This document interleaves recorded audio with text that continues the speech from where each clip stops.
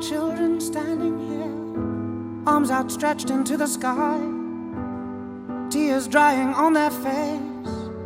He has been here. Brothers lie in shallow graves, fathers lost without a trace, a nation blind to their disgrace since he's been here. And I see no bravery, no bravery in your eyes anymore, only sadness. And I see no bravery, no bravery in your eyes anymore, only sadness, only sadness.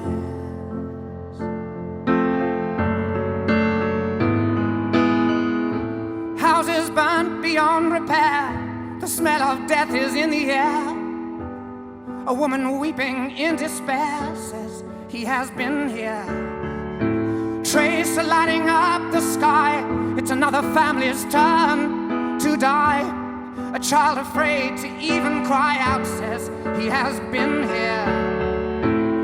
And I see no bravery, no bravery in your eyes anymore, only sadness. And I see no bravery, no bravery in your eyes anymore, only sadness,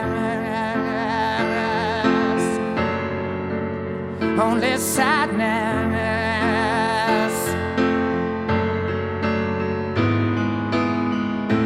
There are children standing here, arms outstretched into the sky, but no one asks the question why he has been here. Old men kneel to accept their fate, wives and daughters cut and raped. A generation drenched in hate says he has been here. And I see no bravery, no bravery in your eyes anymore, only sadness. And I see no bravery, no bravery in your eyes anymore, only sadness. And I see no bravery, no bravery in your eyes anymore, only sadness. And I see no bravery, no bravery in your eyes anymore, only sadness, only sadness.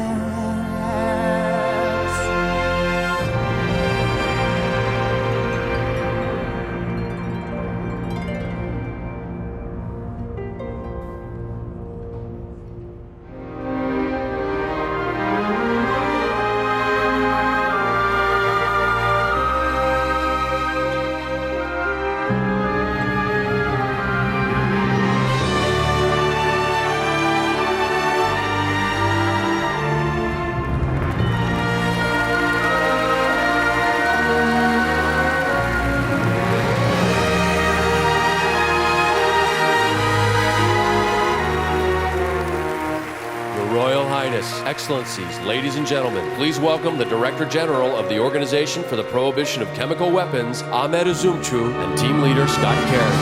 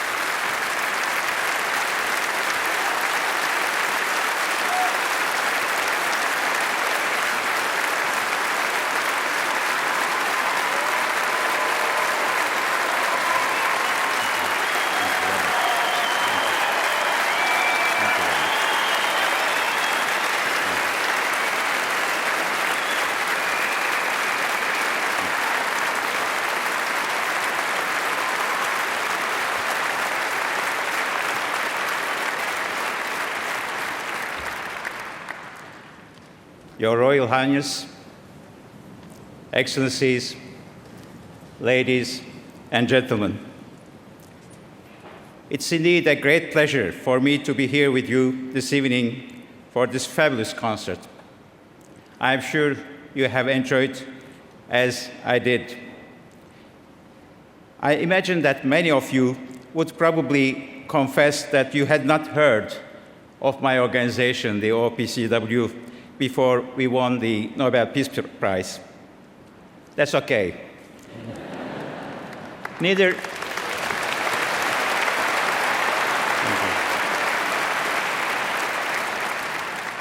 Very few people knew about it, and the media did not know either.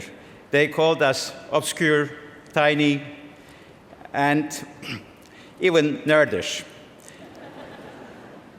But they called us also highly professional and effective.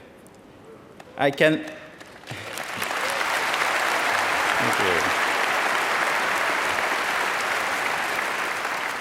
live with both characterizations because they are both true, except perhaps for nerdish. I am glad one of my younger colleagues is next to me tonight, and he's going to, Scott Kerry, one of our team leaders of inspectors. He is going to speak on behalf of the young generation.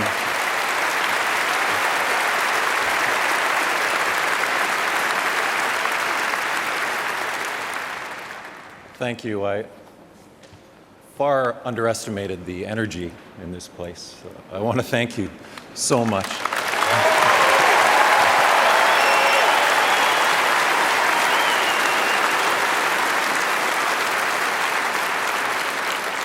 And even though you're sharing all this incredible energy with us and everyone around the world, it's still deeply humbling to be standing up here. And I would like you to share just a short moment with me to think about my colleagues that are currently working right now all over the world, and in particular in Syria, in very difficult conditions, moving towards a very, hopefully short road to the destruction of the chemical weapons there, and moving ever closer to world peace. Thank you.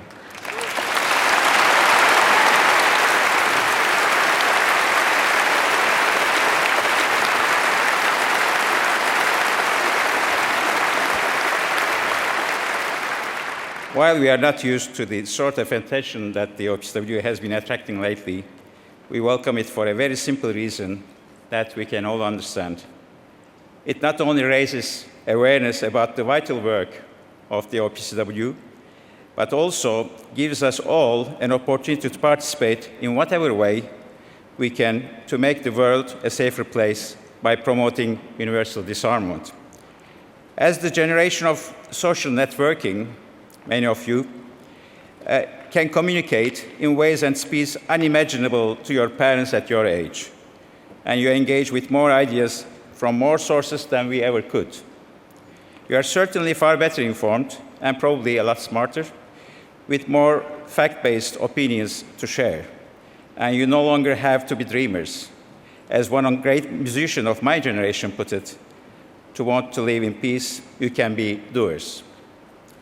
What those of us working in arms control must do is to help you make your voice heard. I cannot speak for governments, but it's clear that few democracies can afford not to engage their populations on Facebook or Twitter. The OPCW has a good foundation for this sort of outreach.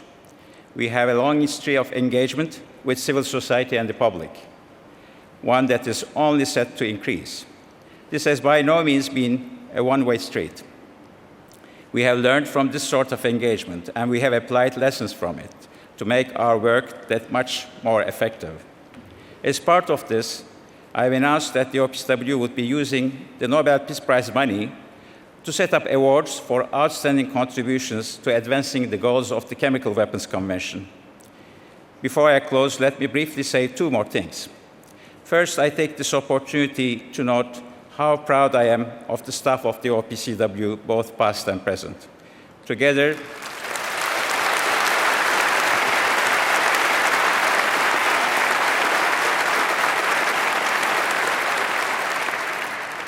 Together over the entire 16-year history of the organization, they have made an immense collective effort towards bringing the vision of a world free of chemical weapons ever closer to reality. This work has now been displayed wonderfully at the Nobel Peace Center at an exhibition which will be open for a year from today.